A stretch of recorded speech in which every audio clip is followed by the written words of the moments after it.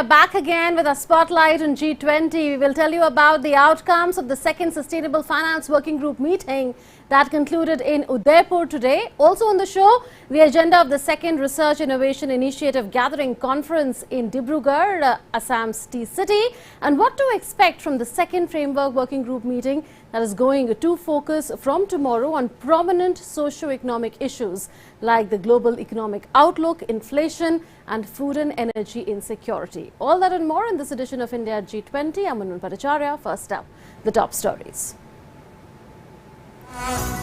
Second Sustainable Finance Working Group meeting concludes in Udaipur. On the third and final day, delegates discuss streamlining and building capacity for financing sustainable development globally.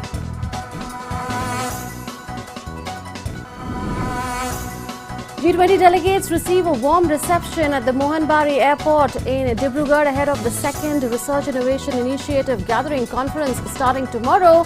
Conference aims to develop a conceptual framework for mainstreaming circular bioeconomy models across various sectors.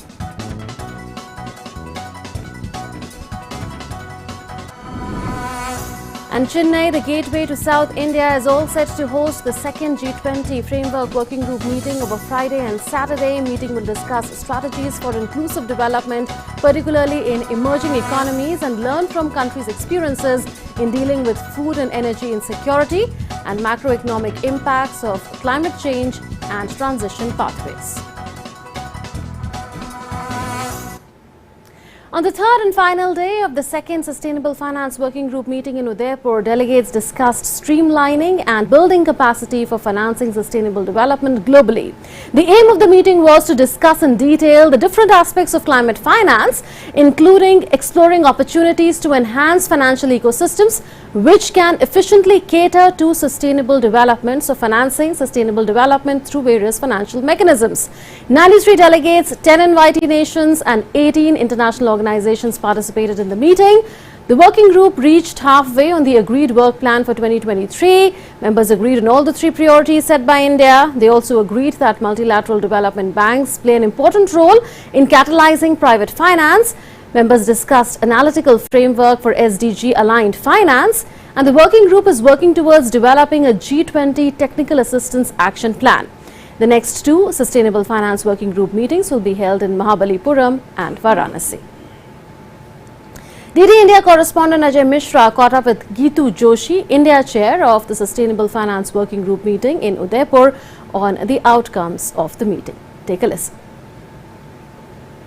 The second Sustainable Finance Working Group meeting have just concluded in Udaipur. We have with us Ms. Geetu Joshi, who is advisor in Department of Economic Affairs, Ministry of Finance, Government of India, and also she is the India chair for this very important working group meeting. First of all, what was the general sense of the House about the three priorities that you have set for the working group, and how did the group took forward the agenda set in the first meeting in Guwahati? Yes, the G20 member countries discussed in detail all the three priorities, and there was a broad support and consensus among all countries on all the three priority areas. First was mobilizing timely and adequate finances for climate action. The second priority which we discussed was enabling finance for sustainable development goals, and the third priority is on capacity building for the sustainable finance ecosystem. So as you rightly said, that we had set the work plan and the agenda in our first meeting, which was held in Guwahati in February 2023, and having decided on the work plan, all members provided detailed inputs on all the three priority areas in this meeting, so that we can come out with some recommendations at the next meeting, which will be finalized in the fourth meeting of the Sustainable Finance Working Group. So interestingly, ma'am, China and US is the co-chair for this very important working group. What was the contribution from the co-chairs, and where are we standing on the climate finance to start with? In respect of climate finance, we had discussions on how we could mobilize more finance for climate action, both for mitigation and adaptation. And the developing countries did highlight the fact that our needs are higher and more than what the developed countries would need to meet their climate goals. One such issue that was discussed and discussed in detail was mobilizing or leveraging the finance of multilateral development banks. So how the multilateral development banks can help in mobilizing private capital is also very important, and that was discussed and agreed upon, and member countries agreed that there is need to have public support in addition to private capital for climate action. What are the India's priority when it comes to SDGs? Besides climate, what are our focus areas? We have focused on some of the social sector SDGs, and for that we have kept one specific area for discussion in this working group, which is on investment instruments for social impact. So how much, what are the instruments in place, like the social impact bonds or the sustainability linked bonds, through which we can get money and work towards achieving the sustainable development goals, so that the impact is better in terms of achieving all our goals. We have also focused discussions on nature and biodiversity related data and reporting, because data and reporting, many countries have said and supported that that is very important to direct financial flows and to align them with the sustainable development goals. So what were the issues in the side events that we discussed, like in Jan Bhagidari and the excursion program for the delegates? Coming to the Jan Bhagidari events, we had a seminar on bridging the financing gap, the role of microfinance in that. That happened in IIM Udaipur, and there were a lot of students who participated, there were faculty members and bankers who participated in that event. The reason why we undertook several Jan Bhagidari events in the city of Udaipur was to take G20 to the masses and to the people of Udaipur city. So there were other events organized, such as the walkathon and literacy, financial literacy camps were organized across the city.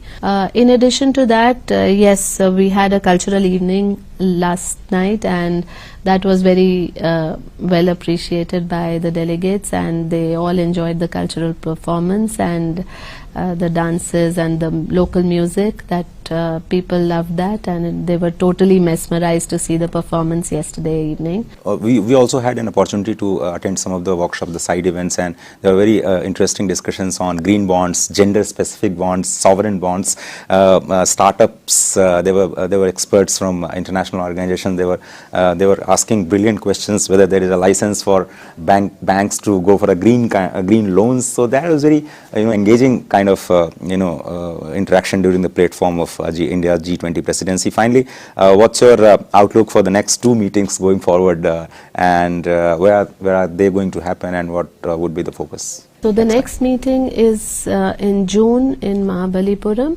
and we have already planned and decided for the the timelines and what is it that we are going to achieve by the next meeting. While the third meeting, as I said, is in Mahabalipuram, the fourth meeting is planned later in the year in Varanasi. So we have to actually, while we have got lots of inputs from all the members and the invitee countries, international organizations, through the workshops which are organized and through the discussions in plenary sessions, but all the inputs need to be compiled, and then we have to come out with a set of recommendations which will take care of the needs of all countries and particularly the developing countries. So this year is a good year for India to have to hold the presidency, because as Troika we are a group of developing countries. So the previous presidency was Indonesia, and the upcoming presidency will be taken up by Brazil. So that is a very fortunate thing for us, and we are actually trying our best to address all concerns of the developing countries and be the voice for Global South. Thank you very much, ma'am. And it was also heartening to see, the female participant, and there were two ladies from the India side co-chairing this very important working group meeting, because women empowerment is also one great priority for India's G20 presidency. Thanks for speaking to us on DD Network. That's all in this exclusive conversation. Thanks for watching. Namaskar. So there you heard an exclusive conversation with Geetu Joshi. She is the India chair of the Sustainable Finance Working Group, on the outcomes of the working group, and the meeting just concluded. The next two meetings are going to take place in Mahabalipuram and Varanasi. So day two of the second Sustainable Finance meeting of G20 ended on Wednesday with traditional folk music and dance performances that left the delegates in awe. Take a look.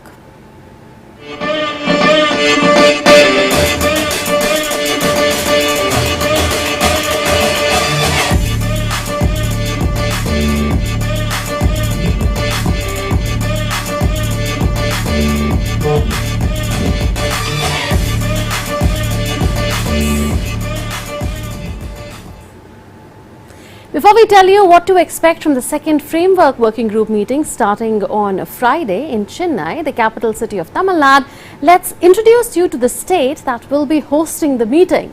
Tamil Nadu offers delicious delicacies and intricate arts. The Thalaiva of States is a manufacturing, agriculture and education hub. The next video tells you more.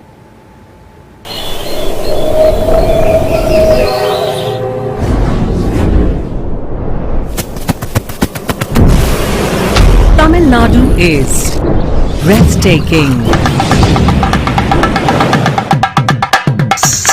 enchanting,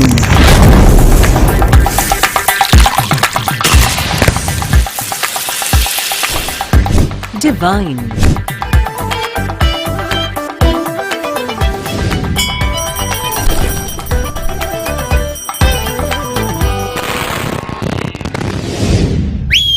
come, revel in the spirit of Tamil Nadu.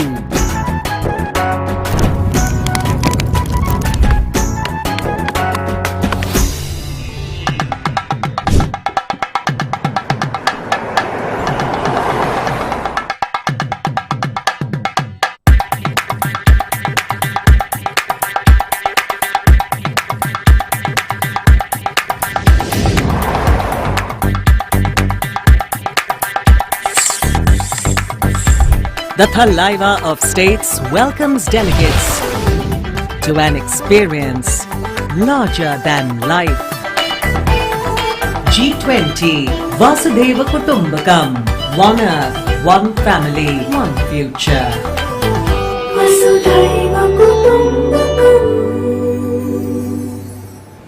So on the eve of the second Framework Working Group meeting in Chennai, G20 delegates spoke on prominent socio-economic issues like global economic outlook, inflation and food and energy insecurity. Addressing a press briefing, India's Chief Economic Advisor Dr. V. Ananthanageshwaran spoke on how the second meeting will advance discussions that took place in the first meeting in December in Bengaluru on dealing with food and energy insecurity and macroeconomic impacts of climate change and transition pathways. DD India correspondent Anbarasan brings us this primer from Chennai. The second G20 Framework Working Group meeting in Chennai will discuss strategies for inclusive development, particularly in emerging economies. B. Ananthanageshwaran, Chief Economic Advisor with India's Finance Ministry, and Claire Lombardelli, Chief Economic Advisor with the UK Treasury, will jointly co-chair the two-day meeting. Delegates from G20 member countries, invitee countries and various international and regional organizations will participate in the meeting. Global macroeconomic issues are the focus of the G20 Framework Working Group. Under India's 2023 G20 presidency, the group will be focusing on the macroeconomic impacts of food and energy insecurity, climate change and transition pathways.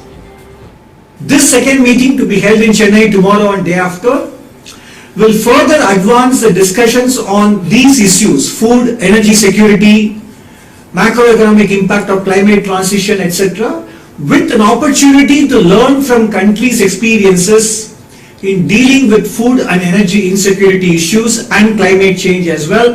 The schedule of the two-day meetings are spread across 3 thematic sessions. 1, global economic outlook with a focus on inflation, macroeconomic consequences of food and energy insecurity, climate change and transition pathways.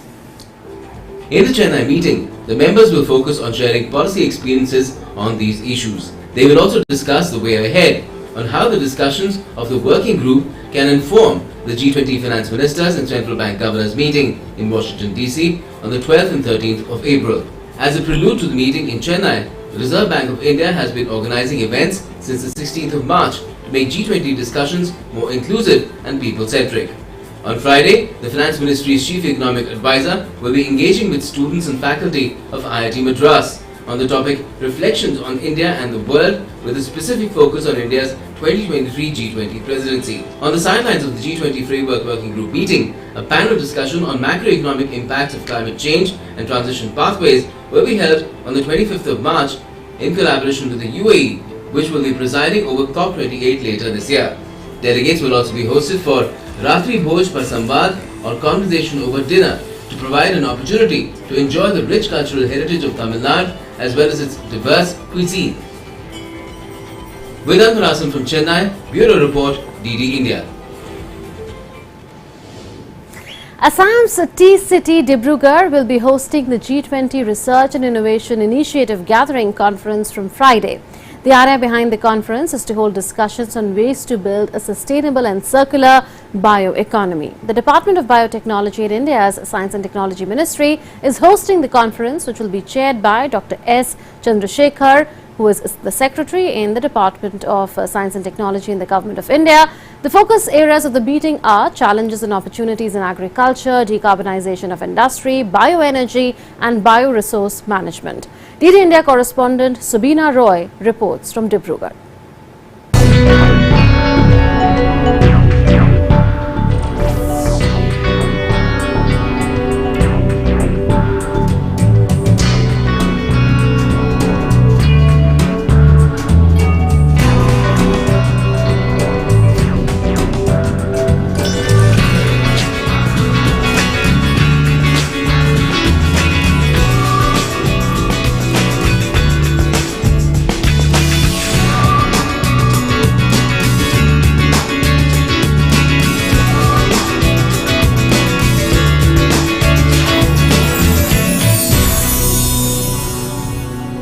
Around 103 delegates arrived today at Mohanbari Airport, Dibrugarh through a chartered flight. The G20 delegates were given a warm welcome by offering the traditional gamusa and japi. The welcome ceremony presented a bouquet of cultural events which included Jhumur dance, Mising dance, Sonwal Kachari Bihu dance, Nepali dance, Koch Rajbongshi dance.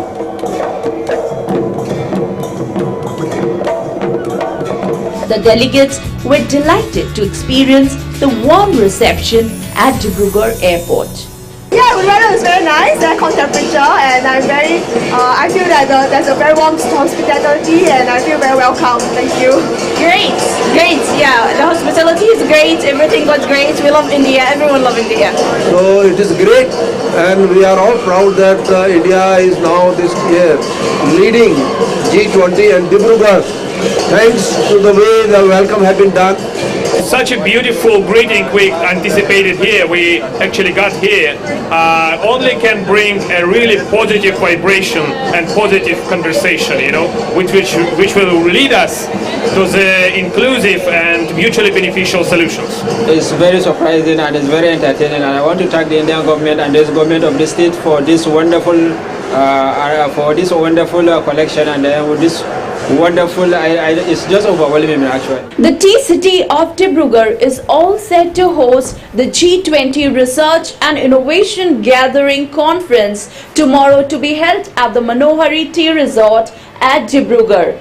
The conference will be chaired by Secretary Department of Science and Technology Dr. S. Chandrasekhar, and the agenda will be on decarbonization of industry, agriculture, bioenergy and bioresearch. The scientific community will gather here to deliberate on important issues which concern the nature towards building a sustainable society. With camera person Pranab Chetia, Subina Roy, TD India. After their arrival in Dibrugarh, G20 delegates visited the tea gardens at Manohari Tea Resort in Dibrugarh. The tea resort stands amidst the rich greenery gifted by the surrounding tea estates. In the run-up to the second G20 Sherpa and Development Working Group meeting, a media delegation met Nagaraj Naidu Kakanur. He is the co-chair of the Development Working Group, and 32-member delegation from 16 Latin American and Caribbean countries were briefed by him on the vision and priorities of India's G20 presidency and India's approach and achievements in attaining sustainable development goals. The second Tourism Working Group meeting of G20 will be held in West Bengal from the 1st to the 3rd of April. A secretary in India's Tourism Ministry, Arvind Singh, said that the 5 priorities of Tourism Working Group are green tourism, digitalization, skills, tourism MSMEs, destination management, and these were introduced in the first meeting and were endorsed by all the G20 members, invitee countries and international organizations. And the second meeting will be discussing deeper and broader aspects of the 5 priorities.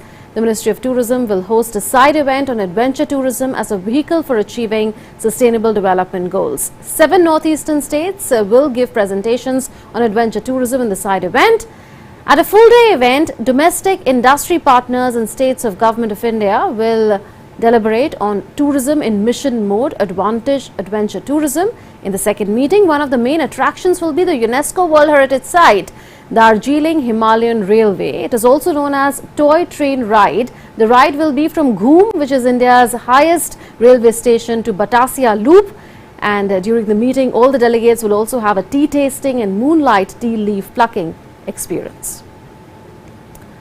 So that's about the second Tourism Working Group meeting that is slated to take place later. And that's it then in this edition of India G20. We leave you now with the highlights of the Civil 20 Inception meeting in Nagpur, the Orange City, that came to a close with an excursion on Wednesday. Civil society organizations, NGOs and policymakers from around the world deliberated and voiced their concerns on several important issues, and also got a chance to experience Maharashtrian art, culture and cuisine. Take a look. Namaskar.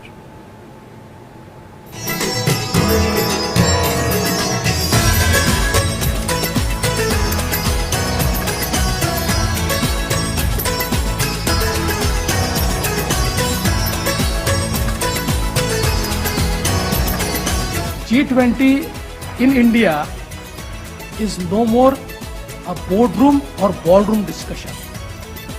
It has become people's movement. Every single Indian now knows about the deliberations in G20. Being an Indian, I would say that this is the time, this is the lens India should lead the globalization of compassion.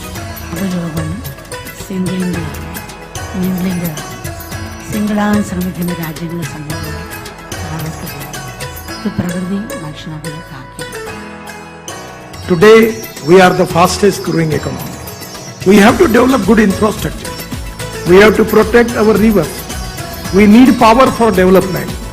But at the same time, before 2070, we want to make India carbon neutral country.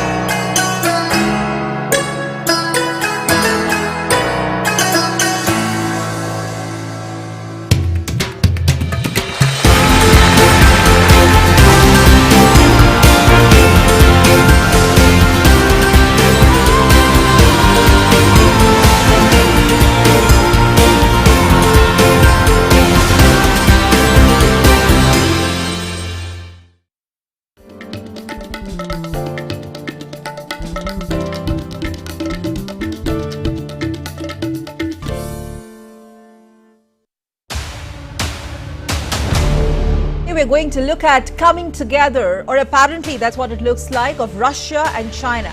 And what ways are Xi Jinping's signals to the Russian president going to? Putin cannot travel without being under the threat of being arrested. Xi, of course, his propaganda, his PR statements are that he's there as a peacemaker. But basically, Xi has bet on this horse. Russia and China actually has different goals. For Russia, they need China to support them whenever it is needed. So just like the no-limit help.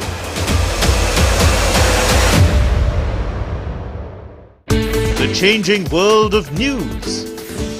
Headlines that you wake up to. News that shapes your day. Stories that matter to you.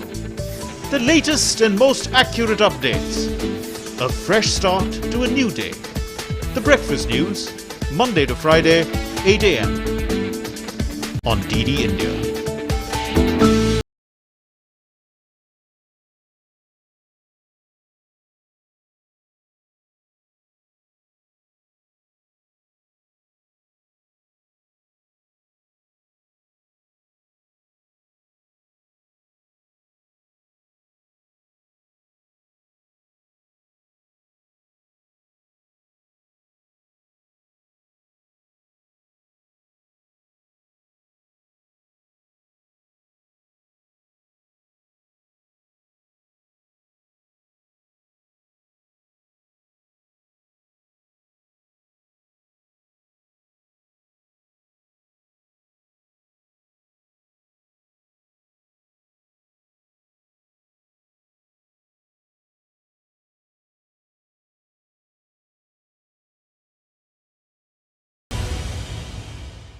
ये विशाल है ना, इसका सब proper चलता है। कल उसके bank account में 15,000 रुपए का फ्रॉड हुआ है, पता है?